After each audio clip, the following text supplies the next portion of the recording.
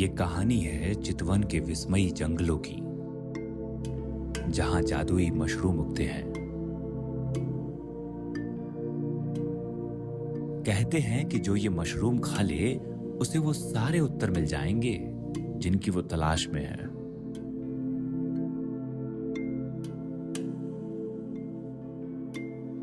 पर आज तक न जाने कितने ही लोग मशरूम की तलाश में निकले पर कभी वापस नहीं लौटे।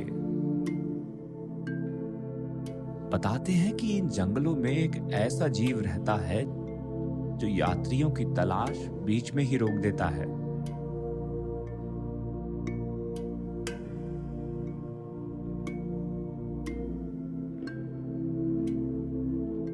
पर तब भी मशरूम की खोज जारी है।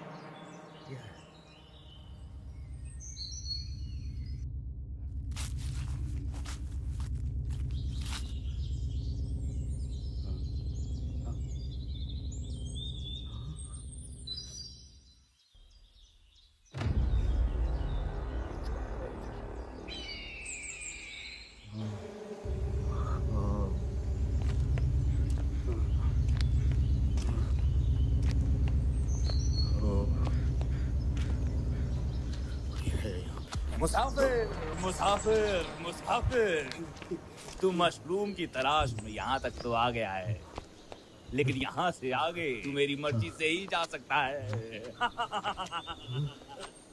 तू कौन है? मैं नारथुरू, ये जंगल मेरा है और यहाँ के नियम भी। न जाने तेरे जैसे कितने मुसाफिर यहाँ तक आए, पर ये जान ले, अगर तू यहाँ से आगे जाना चाहता है तो तुझे मुझे एक कहानी सुनानी होगी। उसके अंत में तू मुझसे एक सवाल पूछेगा जिसका जवाब मेरे पास ना हो। इसी शर्त पर तू यहाँ से आगे जा सकता है। कहानी? कैसी कहानी? वो तेरी सोच और समझ पर है, पर ये जान ले कि आज तक मुझसे कोई ऐसा सवाल नहीं कर पाया जिसका जवाब मेरे पास ना हो। और जो मुझसे ऐसा सवाल नहीं कर पाया उसका हाशिर तू देख ही चुका है। मैं यहाँ से चला जाता। तू चितवन के समय काल चक्र में फंस गया है। यहाँ से आगे जाने का कोई रास्ता नहीं। अगर तू यहाँ से आगे जाना चाहता है तो जल्दी कुछ सोच सोच सोच, वरना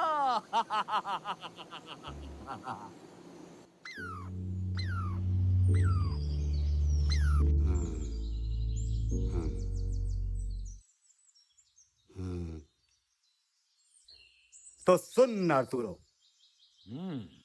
बहुत समय पहले की बात। एक खुशहाल राज्य था। वहां के राजा को न्याय का प्रतीक माना जाता था। अच्छा? लोगों का मानना था कि उसे स्वयं ईश्वर ने नियुक्त किया था। और वो राज्य कुल 3 वर्गों में विभाजित था। श्रेष्ठ वर्ग, योग्य वर्ग और शूद्र वर्ग। एक दिन उनके पास न्याय के लिए एक मुकदमा आया। अच्छा?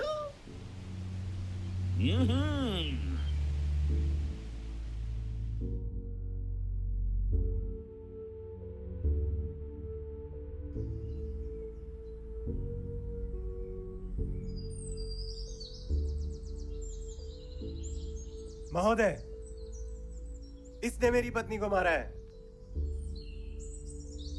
क्या ये सच है? जी जज साहब, लेकिन मैं जानबूझकर। बस अब मुझे ये बताओ, तुम किस वर्ग से हो? जी मैं श्रेष्ठ वर्ग से हूँ। और तुम? जी मैं भी श्रेष्ठ वर्ग से हूँ। तुम्हारे गुनाहों और तुम दोनों के वर्गों को ध्यान में रखते हुए यहाँ के कानून के मुताबिक तुम्हारी पत्नी को मारा जाएगा। पर जज साहब, वो तो 10 साल पहले मर गई। ऐसी स्थिति में तुम्हारी बेटी को मारा जाएगा। बेटी? जज साहब, बेटी? जज साहब। शुक्रिया महोदय।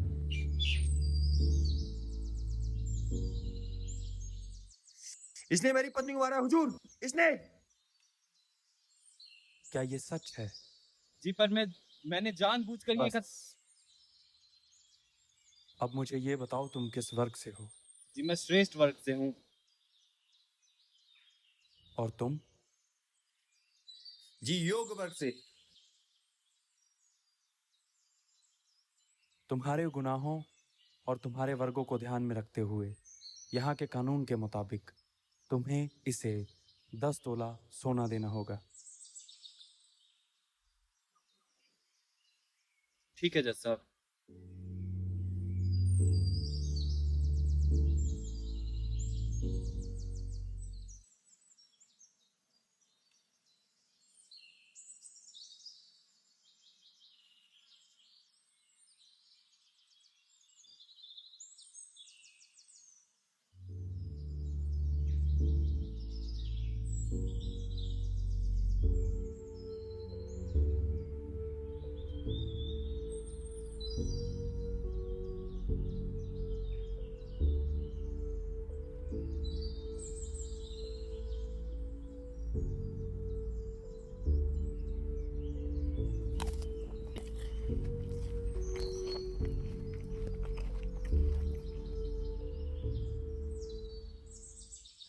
जज साहब, इसने मेरी बीवी को मारा है जज साहब। क्या ये सच है? जी जज साहब, लेकिन मैंने जानबूझकर ये बस। कत्ल। अरे तुम तो श्रेष्ठ वर्ग से हो ना? और तुम किस वर्ग से हो? जी शूद्र।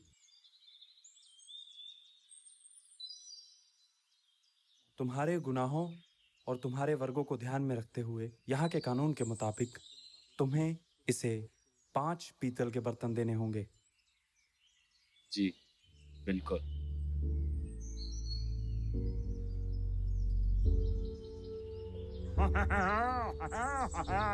तो बताओ नारतुरो, आखिर ये कैसा न्याय हुआ जिसमें एक जान की भरपाई तो दूसरे जान से हुई, और दूसरे जान की भरपाई सोने के सिक्कों से, और तीसरे जान की भरपाई पीतल के चंद बर्तनों से हुई। और तो और जो हत्याएं कर रहा है उसे तो कुछ हुआ ही नहीं। तो बताओ नारतुरो, ये कैसा न्याय हुआ? वाह मुसाफिर वाह, तू तो बड़ा तेज निकला। मैं तेरे सवाल के जवाब के साथ फिर आऊंगा। उससे पहले तो निकल सकता है तो निकल जाओ।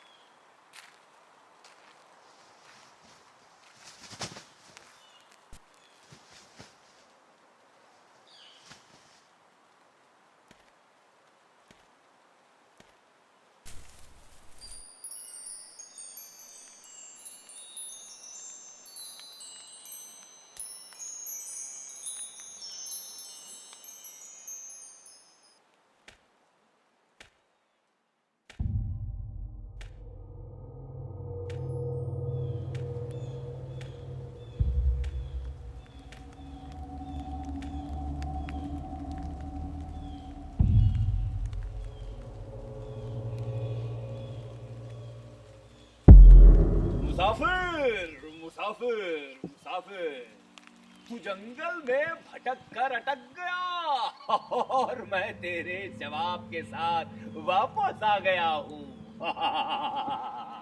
मैं अटका वटका कुछ नहीं, मैं तो जादुई मशरूम ढूंढ रहा था। मतलब तुझे पूरा विश्वास था कि मैं तेरे सवाल का जवाब नहीं दे पाऊंगा। मुझे तो अब भी लगता है कि तेरे पास कोई जवाब नहीं है ना आर्तुरो।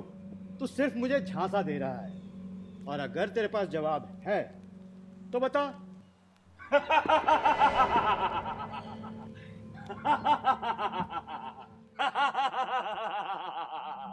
झांसा देना इंसानों का काम है, मेरा नहीं। तो अब सुन, तेरी कहानी में अन्याय साफ दिख रहा है, फिर भी सब उसको मान रहे। तो सबसे पहले ये समझ, आज से 70,000 साल पहले जब इंसान ने सोचना समझना शुरू किया तो उसने अपनी कल्पना शक्ति से भाषा, ईश्वर, न्याय, सही, गलत जैसी कई चीजों को जन्म दिया, जिससे कि वो अपने जीवन को मायने दे पाए। और तू भी तो जादुई मशरूम के मिथक को इसलिए मान रहा है ना, जिससे तुझे तेरे सवालों का उत्तर मिल जाए। इसका मतलब जादुई मशरूम भी एक कल्पना है? जादुई मशरूम ही नहीं, तेरी कहानी में जो न्याय है वो भी काल्पनिक है। मेरी कहानी में न्याय काल्पनिक है? कैसे? मुसाफिर, न्याय कोई प्राकृतिक नियम नहीं है। न्याय वो लाठी है जो ताकतवर के पास होती है, और तेरी कहानी में भी तो ऐसा ही है। मेरी कहानी में ऐसा कैसे? वो ताकतवर लोगों ने खुद को भगवान का दूत बोलकर अपने नियमों को कुदरती करार दिया। और तेरी कहानी में भी लोग राजा के न्याय को सर्वप्रिय इसलिए मान रहे हैं क्योंकि वो न्याय भगवान का बनाया हुआ है। और भगवान भी तो एक मिथक ही है, एक ऐसा मिथक जो न्याय से भी ज्यादा ताकतवर है।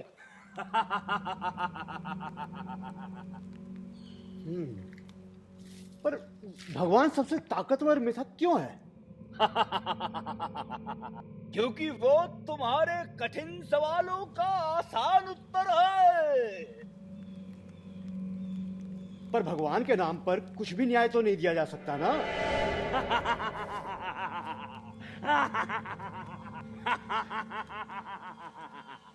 बिल्कुल ठीक मुसाफिर, न्याय कमजोर की लाठी भी बन सकता है, पर तुम्हारे भगवान की बात को समझने का दावा ताकतवर करते आए हैं, और वही बताते आए हैं कि न्याय क्या होगा।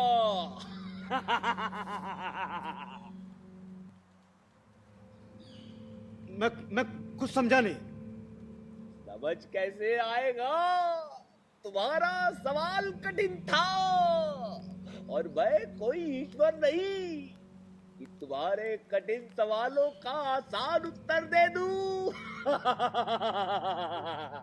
तो मुझे आसान भाषा में समझाओ ना। तो इसे अपनी कहानी से ही समझ।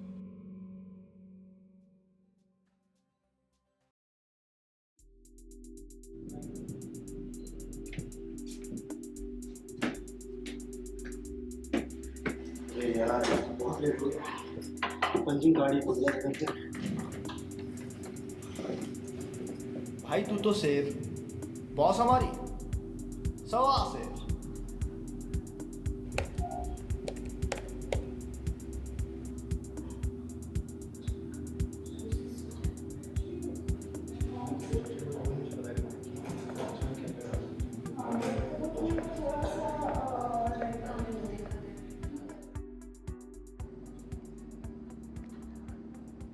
मैंने सुना सैली आनी शुरू हो गई हो।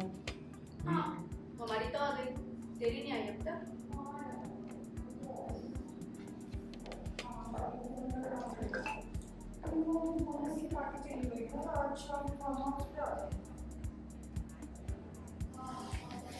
बोनस पार्टी फार्म हाउस में। तेरी भी आ गई।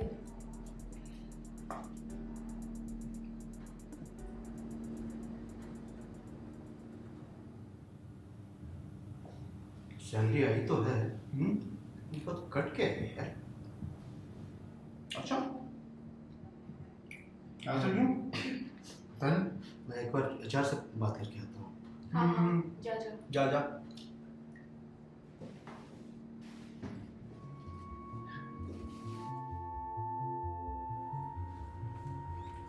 पर लतिका, आप मेरी एक बात तो सुनो। मैं मानता हूँ कि रोज 15-20 मिनट में लेट आता हूँ, लेकिन रोज 1 घंटे देर से भी तो जाता हूँ। वो किसी को नहीं दिख रहा। इट्स ऑल राइट रवि, पर तो पूरे महीने लेट आए हो। मैं इसमें आप कुछ नहीं कर सकती हो। पर ये सारे रूल्स सिर्फ मुझे पे क्यों अप्लाई हो रहे हैं? Why not on others? मतलब मैम भी तो रोज देर से आती हैं, पर उधर तो बोनस की पार्टियां चल रही हैं। Calm down Ravi. मैं एक काम करती हूँ। I'll talk to Anamika and I'll let you know on Monday. But it does not mean that I'm promising anything. Alright, ठीक है, फिर मंडे को ही देखते हैं। लेकिन एक बात मैं साफ कह देना चाहता हूँ लतिका, कि अगर ऑफिस में रूल्स हैं तो वो सब के लिए बराबर अप्लाई होने चाहिए, जो कि इस ऑफिस में तो होता हुआ दिख नहीं रहा है मुझे।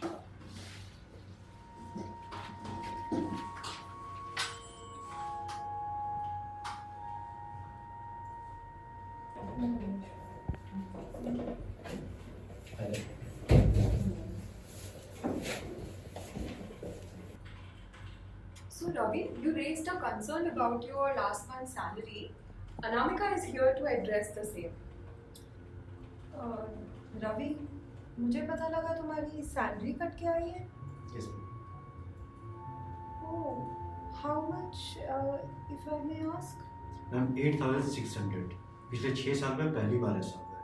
ओह, यू नो कोविड के बाद रेगुलेशंस चेंज हुई हैं, और आई थिंक इसके रिगार्डिंग तो नोटिस भी लास्ट मंथ लगवाया ही था। या नोटिस ही है। मेल भी किया गया था सबको। No see, all that is fine, but what my question is कि व्हाई ओनली मी? और भी तो लोग हैं जो ऑफिस में लेट आते हैं। See Latika, Ravi is a very hard working person. वो अपना पूरा काम करके जाता है। आज तक उसने में कोई एक भी बारी कंप्लेंट का मौका नहीं दिया। एंड रवि, तुम्हें याद हो एमजीएल वाली रिपोर्ट में तो तुम्हारा analysis was wonderful. All seniors appreciated it. Ma'am आप ये सब जानती हैं और उसके बाद भी मेरी सैलरी कट के आती है।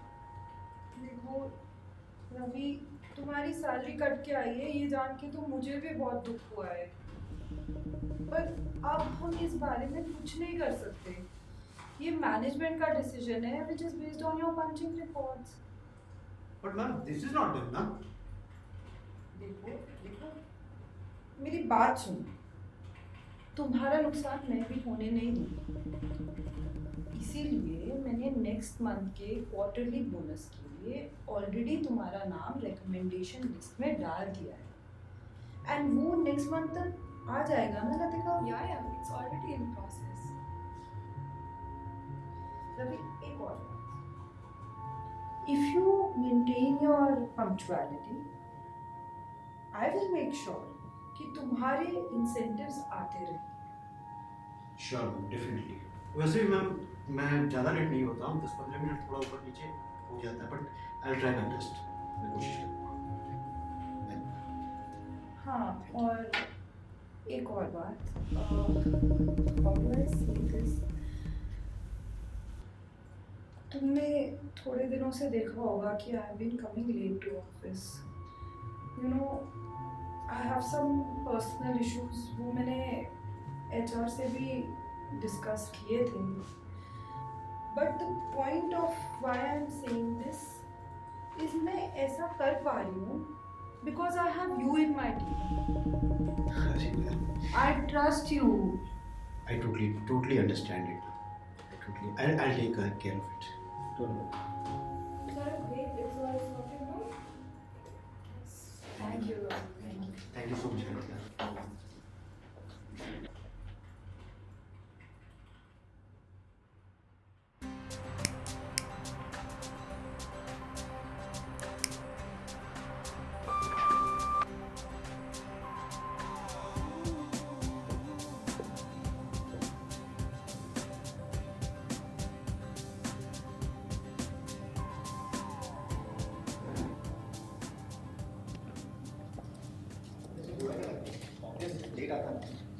Hi guys.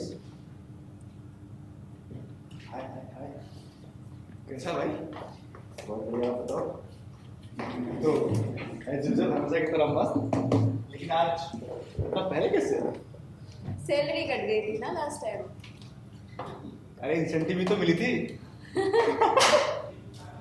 वैसे अच्छा लगा तुझे देख के।